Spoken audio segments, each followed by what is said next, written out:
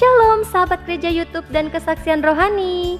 Sebelum memulai video ini, saudara tolong bantu klik tombol subscribe ya, dan klik tombol loncengnya agar ketika video baru muncul akan terupdate. Dukung channel ini untuk 1 juta subscribe dan terus memuliakan nama Tuhan Yesus di media sosial, khususnya YouTube. Terima kasih, Tuhan Yesus memberkati.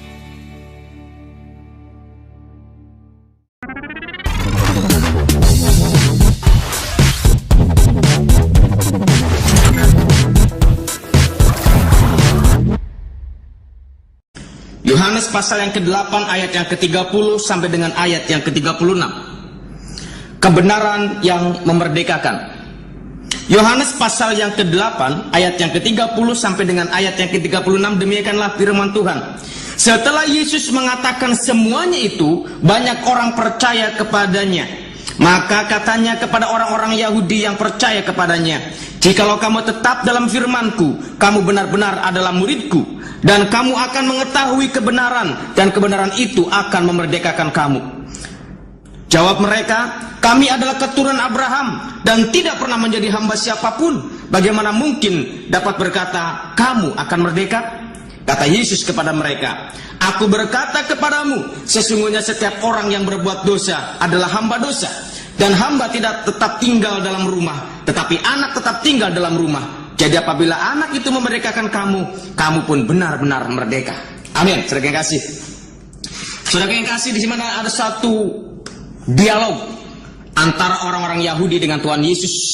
Dan Tuhan Yesus katakan, "Jikalau firman-Ku tinggal tetap dalam dirimu, maka engkau akan dimerdekakan." Dan kemudian orang Yahudi bertanya, "Tuhan, bagaimana mungkin aku dapat merdeka sedangkan aku sudah merdeka, sudah bebas? Karena aku tidak pernah menjadi hamba siapapun." Tapi Tuhan katakan, "Jikalau engkau berbuat dosa, itu artinya saudara sudah diperhamba oleh dosa." Saudaraku yang kasih, siapakah kebenaran itu? Apakah kebenaran itu, saudaraku? Yesus berkata dalam Yohanes pasal yang ke-14, dia berkata, "Akulah jalan, kebenaran, dan hidup. Tidak ada seorang pun yang sampai kepada Bapa kalau tidak melalui aku." Yesuslah satu-satunya jalan dan kebenaran adalah Yesus sendiri. Oleh karena saudaraku, hanya Yesuslah yang dapat memerdekakan kita dari setiap dosa-dosa kita. Karena dialah kemerdekaan itu, karena dialah kebenaran itu. Oleh karena itu mari kita melihat, saudaraku, bagaimana kesaksian saudara-saudara kita pun bersaksi. Di dalam Al-Quran di sana dikatakan, di dalam surat Al-Baqarah ayat yang ke-176, sana dikatakan, "Dzalika bi annallaha nazzalal kitaba bil haqq." Yang artinya, yang demikian itu adalah karena Allah telah menurunkan Alkitab dengan membawa kebenaran. Jadi Alkitab, firman Tuhan itu telah membawa kebenaran. Kebenaran itu yang memerdekakan dari setiap masalah kita. Oleh karena saudara kasih, Al-Quran menyatakan bahwa Alkitab itu membawa kebenaran, membawa hak dan kebenaran itu. Dan kemudian ada ayat lain yang mengatakan, saudaraku, "Dzalika Isa ibnu Maryam qaulal haqqi alladzi fihi yamtarun." Jangan dikatakan bahwa itulah Isa putra Maryam yang mengatakan perkataan yang benar. Dialah firman Allah yang tidak mungkin berkata salah. Dialah firman Allah yang tidak mungkin ucapannya itu mengandung kesalahan, karena dialah sendiri, jadi tidak mungkin dia berkata salah. Al-Quran pun mengatakan seperti itu.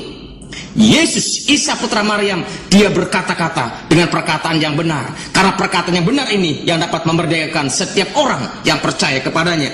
Saudaraku yang kasih, dan ada juga orang-orang Yahudi pun mengatakan seperti ini, "Wa min qaumi Musa ummatan Yahuda bil haqqi wa bihi ya'tadilun." Dan di antara kaum Musa itu terdapat suatu umat yang memberi petunjuk kepada manusia dengan hak, dan dengan yang hak itulah mereka menjalankan keadilan. Karena dengan rasa kebenaran ini, maka akan ada keadilan. Saudaraku yang kasih, tetapi banyak orang mengatakan, "Akulah yang paling benar di antara yang lainnya." Ada yang mengatakan agama satu itu mengatakan yang paling benar dibandingkan agama yang lainnya. Pendapat orang satu mengatakan pendapat itu lebih benar dibandingkan pendapat orang lain. Tetapi saudara kasih, oleh karena itu firman Tuhan berkata dalam Yohanes pasal yang 14 tadi, "Ana huwa thariqul haq al hayatu, laisa ahadun ya'til al ab."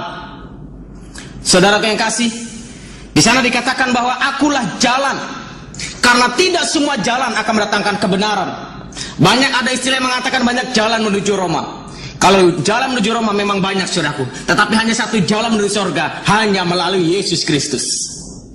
Oleh karena saudaraku, karena jalan itu akan mendatangkan kebenaran. Karena tidak semua jalan mendatangkan kebenaran, tapi jalan yang dimaksud oleh Tuhan dialah jalan yang mendatangkan kebenaran. Dan tidak semua kebenaran akan mendatangkan kehidupan, tetapi Yesus berkata, kebenaran itu yang akan mendatangkan kehidupan yang kekal di surga. Oleh karena itu, barang siapa yang percaya kepadanya tidak binasa, melainkan beroleh hidup yang kekal. Oleh karena itu, kemarin kita melihat bagaimana saudaraku, apa yang dilakukan atau apa perbedaan, apa yang menjadi perbedaan inti antara umat Kristen dan umat Islam. Pada saat ini saudaraku, saya akan coba untuk mengutarakan materi ini 2 session. Jadi sesi yang pertama kita akan berbicara tentang bagaimana Kristen dan Islam, dan nanti bagaimana di sesi yang kedua kita akan bicara bagaimana Isa Al-Masih dengan Muhammad. Saudaraku yang kasih, yang pertama, orang Kristen adalah pengetahuannya, sumbernya adalah dari Alkitab.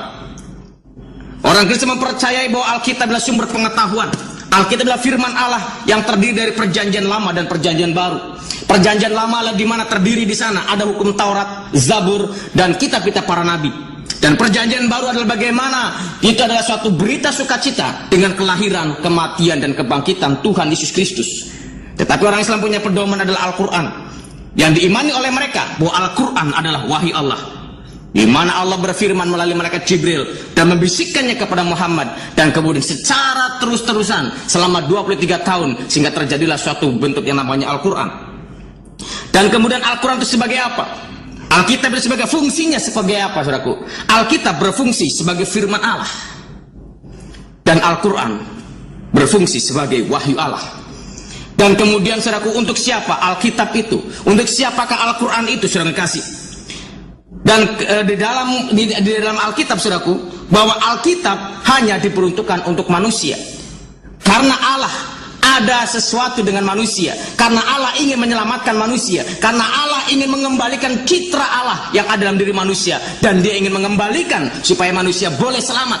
Karena firman Tuhan berkata, Dia tidak menghendaki satu orang pun binasa, melainkan Allah menghendaki setiap manusia boleh percaya kepadanya dan mendapatkan hidup yang kekal dan tinggal bersama-sama dengan Dia. Karena Allah tidak pernah membuat neraka untuk manusia, tetapi neraka disediakan hanya untuk iblis. Tetapi iblis diberikan kebebasan oleh Allah untuk mencari teman-teman itu manusia. Oleh karena itu, saudara kasih, firman Tuhan berkata, banyak orang yang menganggap jalan itu lurus, tetapi sesungguhnya ujungnya adalah maut. Banyak orang yang beranggapan bahwa kamu sudah benar. Banyak orang yang mengatakan, aku sudah berbuat baik, aku tidak mencelakakan orang lain. Tetapi saudara yang kasih, firman Tuhan katakan, tetapi ujungnya maut. Oleh karena itu, saudara kasih, bagaimana bahwa Alkitab itu berfungsi atau untuk digunakan oleh manusia, tetapi Al-Quran tidak, saudaraku. Al-Quran dia digunakan hanya, atau di Al-Quran dia digunakan untuk manusia dan jin. Di surat Al-Jin sana dikatakan bagaimana pada saat Muhammad melantunkan ayat Al-Quran, kemudian ada beberapa jin yang bertobat. Dan kemudian jin ini, saudaraku, dia bertobat dan dia menjadi pengikut Muhammad dan dia menjadi muslim. Oleh karena itu Al-Quran digunakan untuk manusia dan jin. Saudara kasih, dan kemudian penyebarannya itu apa, saudaraku? Untuk siapakah? Apakah hanya untuk orang Israel atau hanya untuk sekelompok orang saja? Dan Alkitab berkata, saudaraku, di dalam Matius pasal 8, segala kuasa bagi sorga maupun di bumi telah Allah berikan kepadaku, Yesus berkata. Oleh karena itu pergilah, jadikanlah semua bangsa muridku. Di dalam Kisah Para Rasul pasal 1 ayat yang ke-8 saya dikatakan, jikalau Roh Kudus turun ke atas kamu, maka kamu akan menjadi saksiku di Yerusalem, Yudea, Samaria, sampai ke ujung bumi. Jadi Alkitab, firman Allah, berfungsi untuk digunakan seluruh umat manusia. Tetapi apa kesaksian Al-Quran tentang fungsinya sendiri? Al-Quran di surat Asy-Syura, saudaraku, ayat yang ke-7 di sana dikatakan, wa kadzalika auhayna ilaika qur'anan arabiyyan litunzira ummul qura wa man haulaha. Di sana dikatakan wa kadzalika auhayna, demikianlah kami wahyukan kepadamu Muhammad, ilaika kepadamu Qur'anan. Allah telah memberikan ilham, Allah telah memberikan mewahyukan kepada Muhammad Qur'anan, yaitu Quran Arabian dengan berbahasa Arab. Mengapa Al-Quran dengan berbahasa Arab? Di sana dikatakan karena untuk apa? Karena dari sana kali tunggu Ummul Qura, karena ingin memperingatkan kepada Ummul Qura, ingin memperingatkan penduduk kota Mekah, wa man haulaha, dan negeri-negeri dan kota-kota di sekitar Mekah itu yang berbahasa Arab. Jadi sebenarnya saudara kasih bahwa Al-Quran itu berfungsi atau diperuntukkan hanya untuk orang Mekah dan sekitarnya yang berbahasa Arab. Oleh karena itu Al-Quran mengeluarkan dan turun diwahyukan dalam bentuk bahasa Arab. Saudara yang kasih, itu yang terjadi. Dan kemudian jumlah ayatnya berapa? Kalau kita lihat di dalam Alkitab, kalau kita selidiki dalam Alkitab, jumlahnya saudaraku 30.442 ayat. Alkitab dari perjanjian lama sampai ke dalam perjanjian baru itu ada 30.442 ayat. Tetapi saudara kasih, Al-Quran hanya 1/5 saja. Al-Quran jumlah adalah 6.666 ayat, yaitu 6. Itulah jumlah ayatnya. Kenapa? Karena Al-Quran mengimani bahwa Al-Quran adalah suatu ringkasan cerita, ringkasan yang terkandung dalam Taurat, Zabur, dan Injil.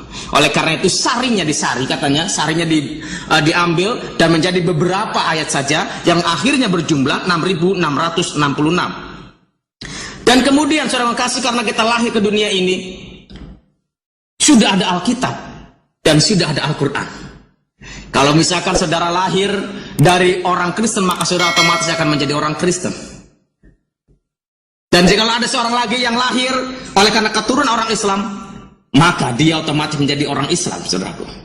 Tetapi pernahkah engkau berpikir, pernahkah engkau coba menganalisa, pernahkah engkau menguji kebenaran dari kedua kitab itu? Karena kedua kitab itu mengatakan, ini juga benar, ini juga benar, menawarkan surga, ini juga menawarkan surga, saudaraku. Pernahkah engkau menguji kebenaran itu? Alkitab atau Tuhan mempersilahkan orang-orang, mempersilahkan manusia untuk menguji kebenaran firman Tuhan yang diambil dari Maleakhi pasal 3 ayat yang ke-10. Bawalah seluruh persembahan persepuluhan itu ke dalam rumah perbendaharaan supaya ada persediaan makanan di rumahku, dan ujilah aku, firman Tuhan semesta alam, apakah aku tidak akan membukakan bagimu tingkap-tingkap langit dan mencurahkan berkat kepadamu sampai berkelimpahan. Tuhan katakan suruh menguji.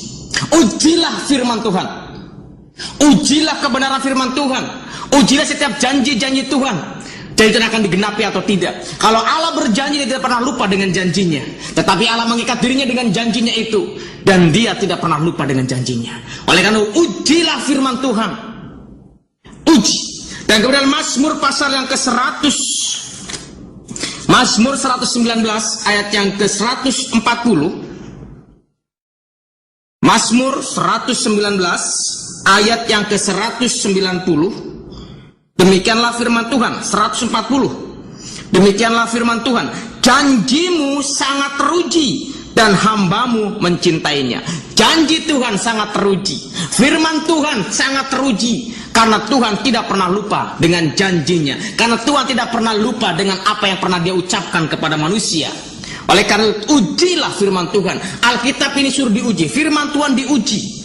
Bahkan firman Tuhan katakan, ujilah setiap roh, setiap pengajaran yang masuk, apakah itu berasal dari Tuhan atau tidak. Saudara yang kasih, bagaimana kesaksian Al-Quran tentang dirinya?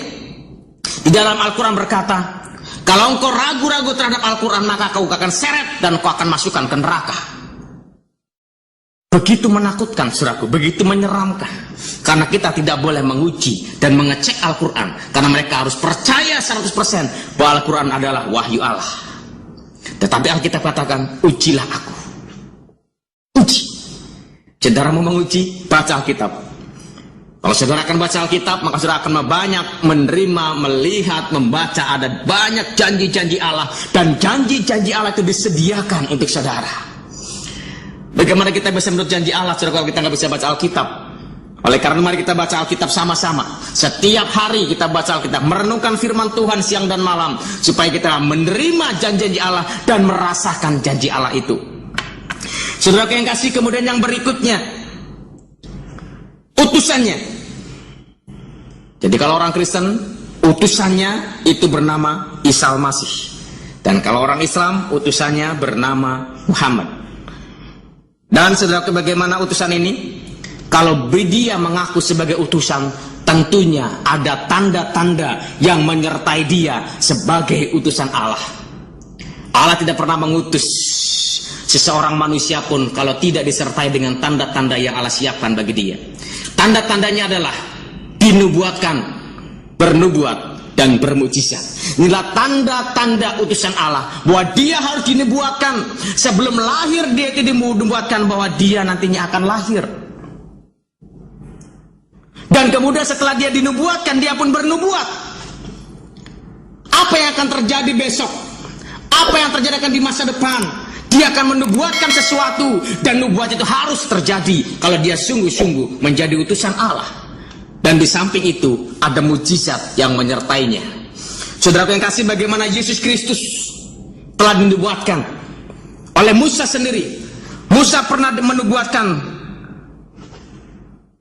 tentang kedatangan Yesus Kristus, yaitu dalam Ulangan pasal yang ke-18 ayat 18, yang dikatakan bahwa nanti akan muncul dari keluargamu, dari sahabatmu.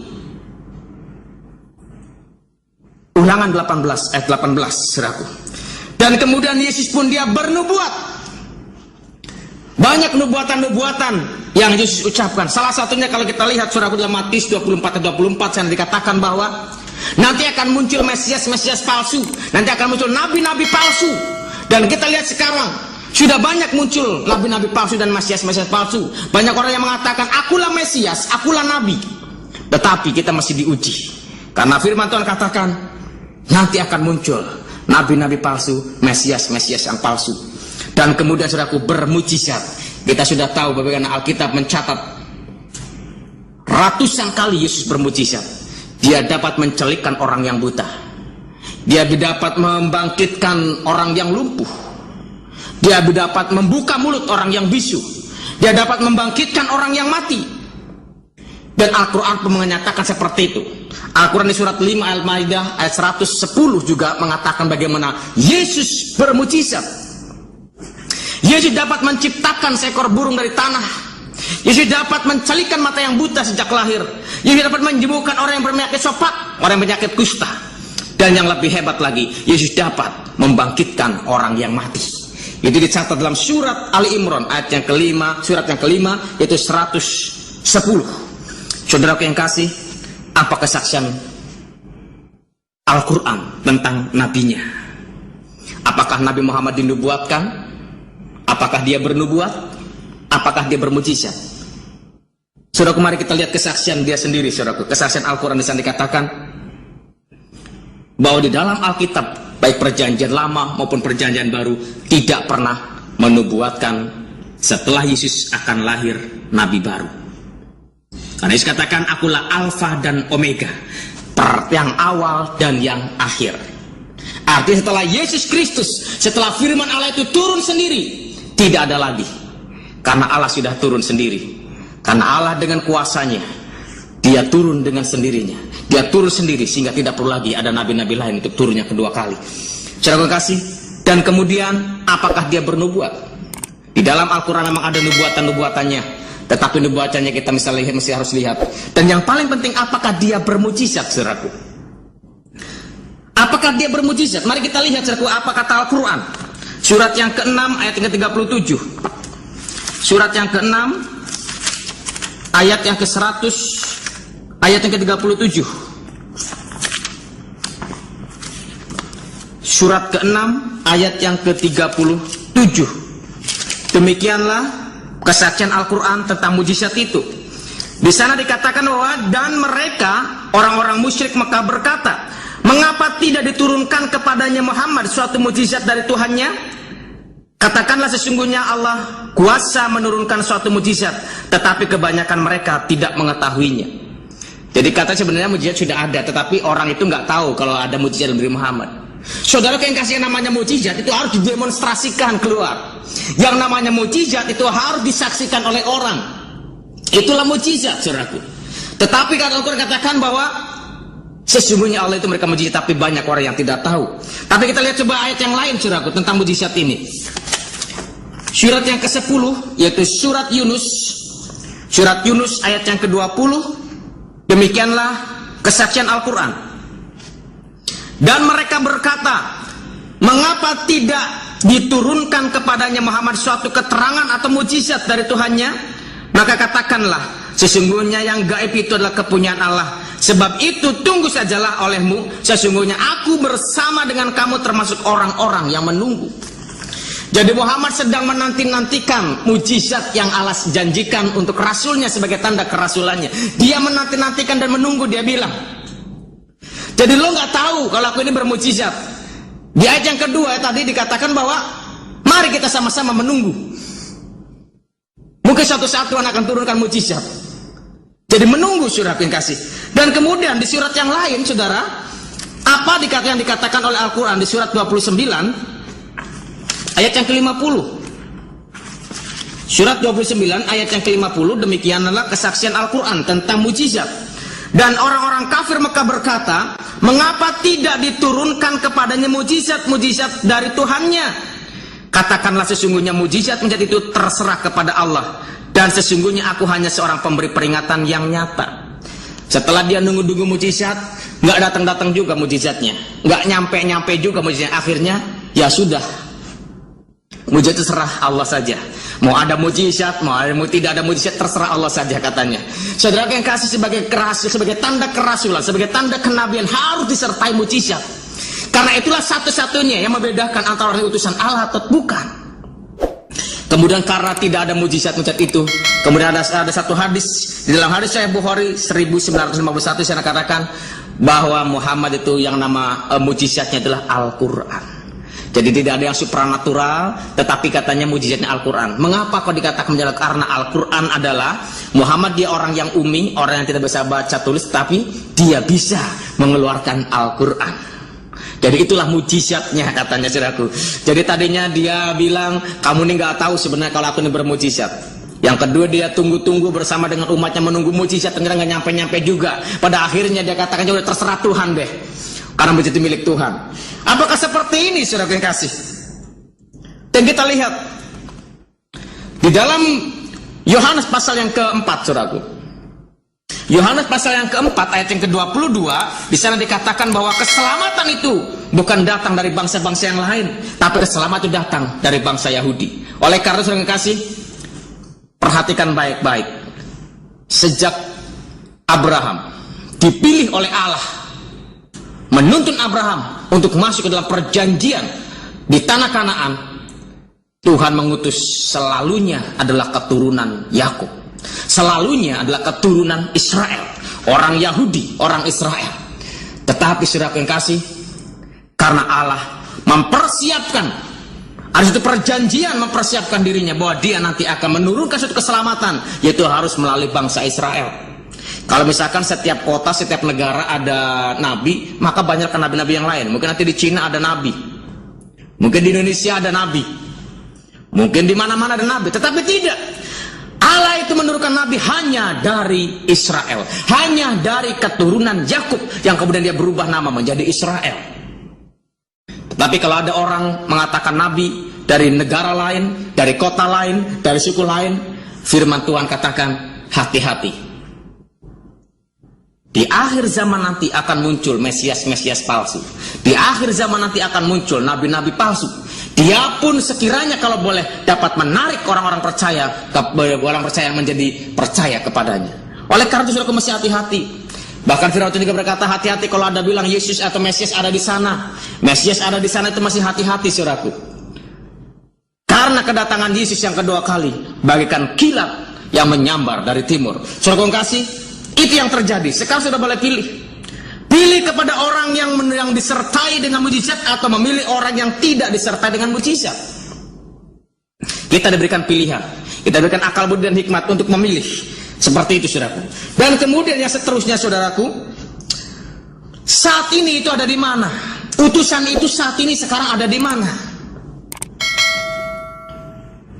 Kalau Yesus, firman Tuhan di dalam Yohanes pasal yang ke-14 ayat 1 sampai dengan ayat yang ketiga, di sana dikatakan seperti ini. Yohanes pasal yang ke-1 ayat pasal yang ke-14 ayat yang pertama sampai dengan ayat yang 14. Janganlah gelisah hatimu, percayalah kepada Allah, percayalah juga kepadaku. Di rumah Bapakku banyak tempat tinggal. Jika tidak demikian, tentu aku mengatakannya kepadamu. Sebab aku pergi ke situ untuk menyediakan tempat bagimu. Dan apabila aku telah pergi ke situ dan telah menyediakan tempat bagimu, aku akan datang kembali dan membawa kamu ke tempatku, supaya di tempat di mana aku berada, kamu pun berada.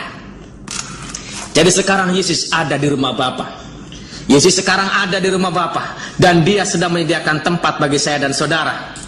Oleh karena itu, kalau saudara percaya kepada Yesus, maka dia akan datang lagi nantinya, akan menjemput saya dan saudara untuk tinggal bersama-sama dengan dia. Di mana dia berada, kami pun, kita punya percaya berada. Saudara yang kasih, tetapi bagaimana dengan Nabi Muhammad? Muhammad sekarang ada di alam barzah. Dia mati dan dia dikuburkan di Madinah. Dan sampai saat ini umatnya, setiap tahun mereka berbondong-bondong pergi ke sana hanya untuk berziarah ke makam Nabi Muhammad. Saudara yang kasih, dan kemudian seterusnya bagaimana? Dan siapakah yang menggerakkan, siapakah yang memimpin Yesus dan Muhammad itu? Di dalam Alkitab sangat jelas sekali bahwa Yesus katakan dalam Yohanes pasal yang 14 ayat yang ke-10, tidak percayakah engkau bahwa Bapa di dalam aku dan aku di dalam Bapa? Apa yang aku lakukan bukan berasal dari diriku sendiri, tapi Bapakku yang melakukan pekerjaannya. Jadi Yesus dipimpin oleh Roh Allah. Bahkan Al-Quran bersaksi di dalam surat yang keempat ayat 71 bahwa Yesus dikuatkan dengan Roh Kudus. Isa Al-Masih dikuatkan dengan Roh Kudus. Di dalam Yesus ada Roh Kudus, sehingga yang menggerakkan, sehingga yang memimpin dia, sehingga yang mengarahkan dia adalah Roh Kudus, yaitu Roh Bapa, yaitu Roh Allah sendiri. Tetapi saudara yang kasih, kalau Muhammad dia digerakkan oleh roh dunia, dan kemudian kita lihat bagaimana Allahnya. Yesus mengajarkan kepada kita bahwa Allah yang kita sembah adalah roh. Wujud Allah yang Yesus ajarkan kepada kita adalah roh. Firman Tuhan berkata dalam Yohanes pasal yang keempat ayat 24 sana dikatakan, Allah itu roh, barang siapa menyembah dia harus menyembahnya dalam roh dan kebenaran. Oleh karena itu apabila kita menyembah dia dengan roh kita, karena roh kita yang kekal ini boleh bercakap, boleh berkomunikasi dengan roh Allah yang kekal juga. Oleh karena itu tidak perlu lagi, tidak penting lagi kita harus menghadap kemana, tidak penting lagi, tidak harus lagi dengan waktu yang ditentukan seperti itu saudaraku. Tetapi kalau kita di saat dimanapun juga, kapanpun kita boleh bersekutu dengan Allah, karena sama-sama, karena Allah roh adanya. Di mana-mana ada Allah, karena Allah maha hadir, karena dialah roh saudaraku. Tetapi bagaimana dengan Al-Quran yang bersaksi? Di dalam Al-Quran, di dalam mukadimahnya, dalam keterangan di surat yang pertama dikatakan bahwa Allah itu adalah nama Zat yang maha suci. Jadi beda memang saudaraku. Kalau Yesus mengajarkan kepada kita bahwa Allah kita adalah roh, tetapi kalau Muhammad mengajarkan bahwa Allah mereka adalah Zat yang maha suci. Saya tidak akan jelaskan lebih lanjut tentang hal ini saudaraku. Dan kemudian saat ini Allahnya ada di mana? Allah yang diajarkan oleh Yesus itu ada di mana? Allah yang diajarkan oleh Muhammad itu ada di mana?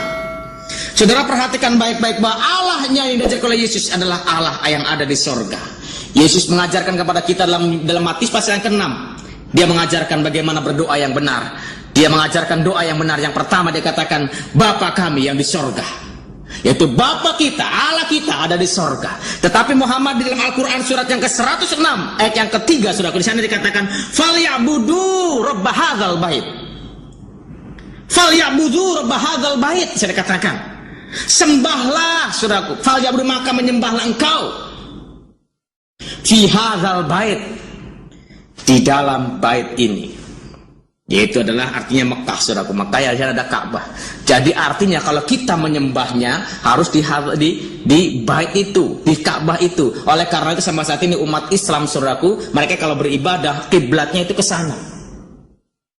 Karena fal ya'budu rabb hadzal bait. Karena sembahlah Tuhanmu itu di bait ini. Oleh karena itu kalau sholat mereka harus menghadap ke kiblat. Dari lahir coba diarahkan ke kiblat. Kemudian telinga kanannya dibisikin azan, telinga kirinya dibisikin qomat. Dan kemudian sampai mati pun mereka harus menghadap ke kiblat. karena Allahnya ada di kiblat. Saudara yang kasih, ini yang ada, ini yang terjadi. Dan kemudian bagaimana terhadap setan? Kalau Allah tidak pernah kompromi dengan dosa, Allah tidak berkompromi dengan sumber dosa.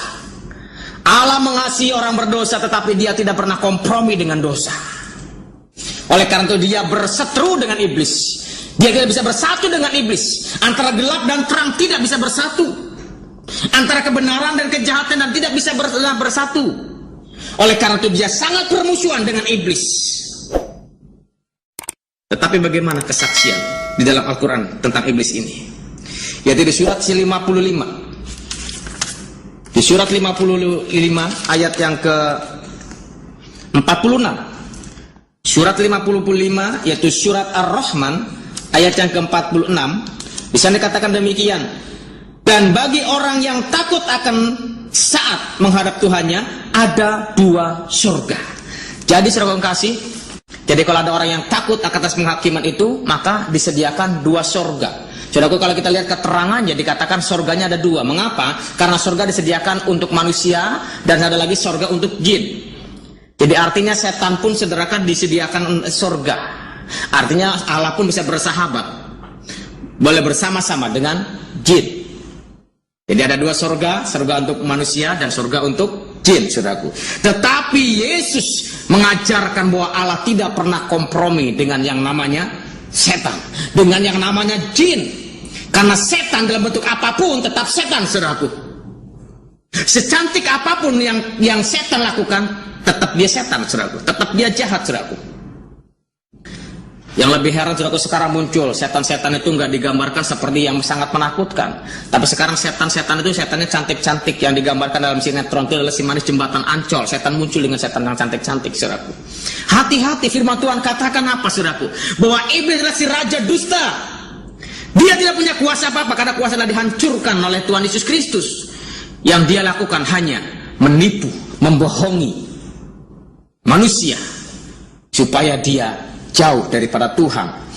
Yang seterusnya, saudara kasih, yang paling penting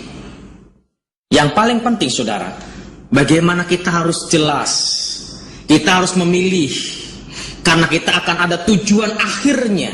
Finalnya itu yang paling penting, saudaraku. Bukan sikap sekarang, bukan sikap pertengahan, tapi ujungnya yang paling penting. Apa tujuan kita mengikuti ajaran Yesus? Apa tujuan kita mengikuti ajaran Yesus Kristus sebagai firman Tuhan? Apa, saudaraku? Karena Tuhan berkata seperti ini di dalam 1 Petrus pasal yang pertama ayat yang ke-9. 1 Petrus pasal yang pertama ayat yang ke-9. Demikianlah firman Tuhan, 1 Petrus pasal yang pertama ayat yang ke-9.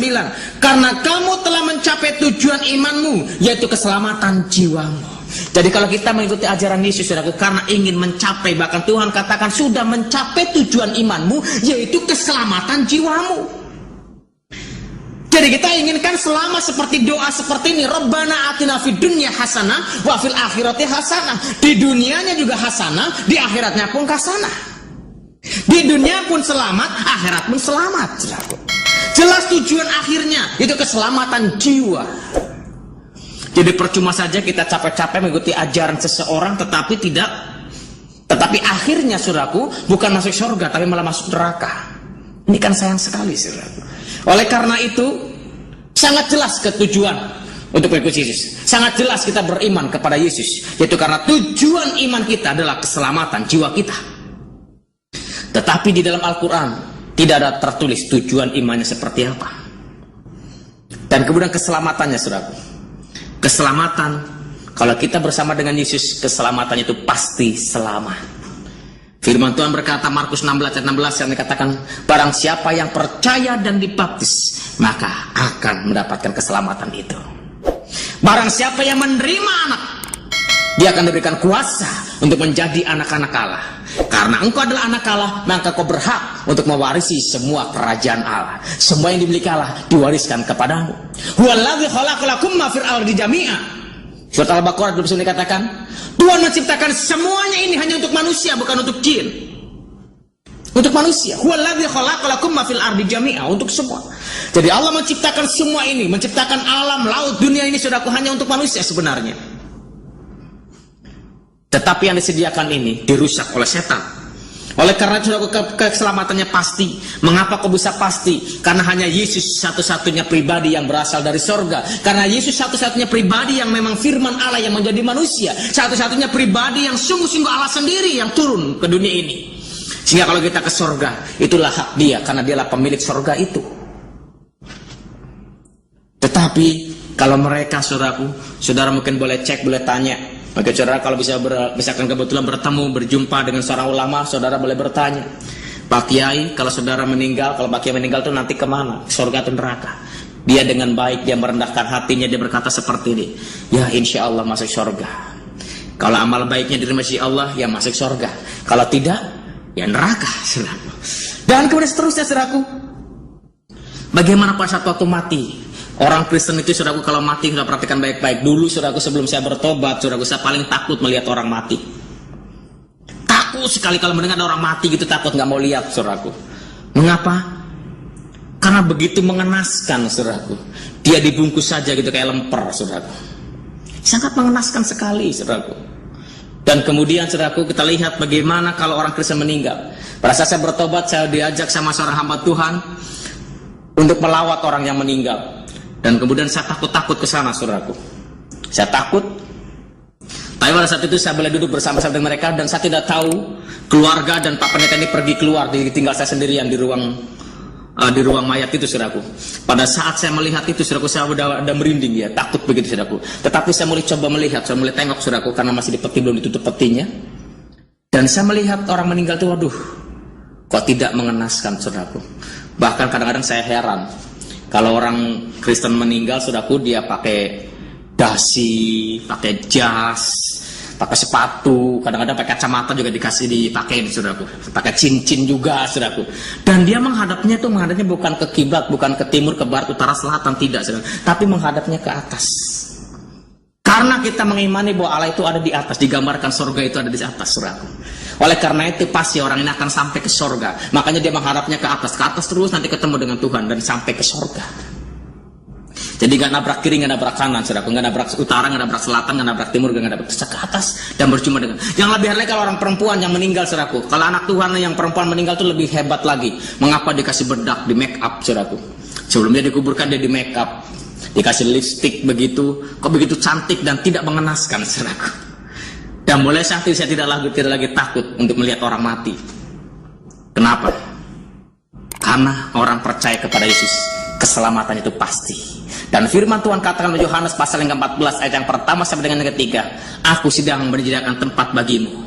Apabila tempat sudah ada, maka akan kembali kepadamu dan aku akan membawa engkau supaya di mana aku berada, engkau pun berada. Jadi kalau orang Kristen meninggal itu dijemput sama Tuhan Yesus sampai diantar langsung ke surga, karena dialah jalan, kebenaran dan hidup itu. Tetapi kalau mereka, saudaraku, mereka tinggal di alam barzah. Dan kemudian, saudaraku, waktu penghakiman bagaimana? Karena Alkitab maupun Al-Quran mengatakan bahwa Alkitab maupun ajaran Muhammad mengatakan bahwa yang menghakimi umat manusia adalah Yesus Kristus. Maka dia pasti lolos karena dia percaya kepada Yesus. Karena dia percaya kepada sang hakim itu. Tetapi, saudaraku, kalau mereka itu binasa masuk neraka. Dan tindakannya seperti apa? Tindakan orang Kristen itu harus mencerminkan tindakan kasih yang Tuhan sudah nyatakan. Saudara-saudara yang kasih, karena begitu besar kasih Allah akan dunia ini sehingga dia mengaruniakan anak yang tunggal. Kalau Allah telah mengasihi saya dan saudara, maka perintah Tuhan, hendaklah engkau pun saling mengasihi. Kalau engkau sungguh-sungguh mengasihi Allah, kalau engkau mengatakan bahwa engkau mengasihi Allah, maka engkau harus saling mengasihi. Karena firman Tuhan dikatakan, bagaimana engkau bisa mengasihi Allah yang tidak kelihatan, sedangkan saudaramu sendiri yang kelihatan engkau tidak bisa mengasihinya. Itu omong kosong, saudaraku. Saudaraku, tindakannya adalah tindakan kasih. Tetapi dalam Al-Quran surat yang keempat 91 dikatakan, kalau ada orang yang tidak mau berdamai dengan engkau, maka dimanapun juga, pada saat apapun engkau harus membunuh dia. Saudaraku, ini ajaran sangat berbeda. Tapi firman Tuhan Yesus mengajarkan pada kita, kasihilah musuhmu. Balaslah kejahatan dengan kebaikan. Jangan membalas kejahatan dengan kejahatan, tapi balaslah kejahatan dengan kebaikan. Karena Allah itu kasih adanya. Lalu sikap kita, tingkah laku kita harus mencerminkan kasih Allah. supaya sungguh-sungguh kita yang telah merasakan kasih Allah itu akan memancarkan kasih Allah, sehingga orang lain pun boleh merasakan ada kasih Allah dalam kehidupan kita. Dan kemudian bagaimana kehidupan kesehariannya, saudaraku?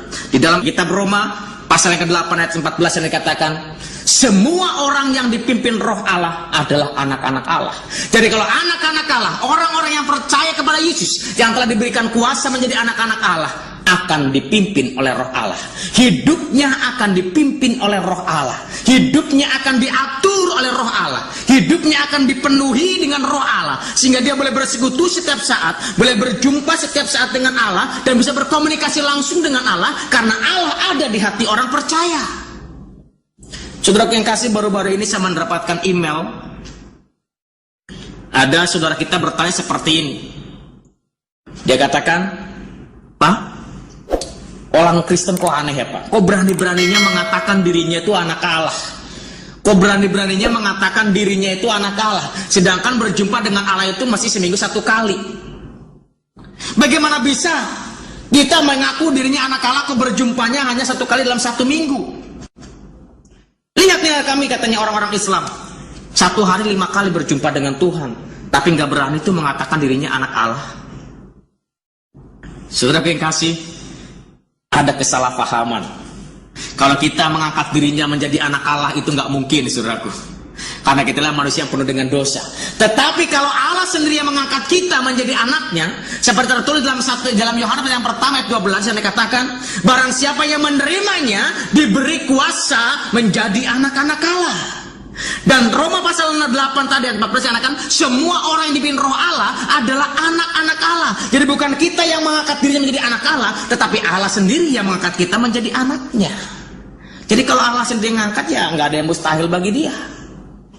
Dan tadi kalau kita ada roh Allah dalam hati kita, setiap saat kita boleh berjumpa dengan Allah, setiap saat kita boleh berkomunikasi dengan Allah, karena Allah ada di dalam hati kita. Tetapi saudara kasih, kalau itu hari Minggu, itulah persekutuan. Bagaimana umat Allah seluruh dunia itu bersekutu, bersatu, berkumpul bersama-sama untuk mendengarkan firman Tuhan bersama-sama, untuk beribadah bersama-sama, dan memuji Tuhan bersama-sama. Jadi kalau kita boleh berjumpa dengan Tuhan, ya nggak ada waktunya, setiap saat, kapanpun kita bisa. Dan bahkan harus menjadi tingkah laku kehidupan bagi orang-orang percaya. Dan kemudian saudaraku, kalau mereka yang berkemauan sendiri, karena tidak ada yang ngatur, saudaraku kasih. Oleh karena itu saudaraku kasih, pada saat ini, kalau saudara rindu menjadi anak-anak Allah, firman Tuhan katakan, bukan engkau yang memilih aku, tapi aku yang memilih engkau. Oleh karena itu saudaraku, bagaimana caranya supaya kita mendapatkan roh itu dalam hati kita? Firman Tuhan katakan, Wahyu pasal 3:20 yang dikatakan, lihat aku berdiri dan mengetuk. Barang siapa yang makan pintu bagiku, maka aku akan masuk. Aku akan tinggal bersama-sama dengan engkau, dan aku akan makan bersama-sama dengan engkau. Maukah engkau menjadi anak-anak Allah? Maukah menyediakan hatimu untuk Yesus Kristus? Lihat, dia sedang mengetuk pintu. Bukalah pintu hati saudara, dan ikuti doa saya. Bapa di sorga, kami mengucap syukur atas pemberitaan kebenaran ini Tuhan. Karena kami tahu kebenaran ini adalah kebenaran yang merdekakan. Dan kami tahu ya Bapa, bahwa kami adalah orang yang berdosa. Oleh karena Tuhan, ampuni saya, kuduskan saya, sucikan saya. Dan kami mengundang Kau Yesus untuk masuk dalam kehidupan saya, yang mengatur kehidupan saya, menjadi raja dalam kehidupan saya, dan menjadi Tuhan dalam kehidupan saya. Dalam nama Yesus kami berdoa. Amin.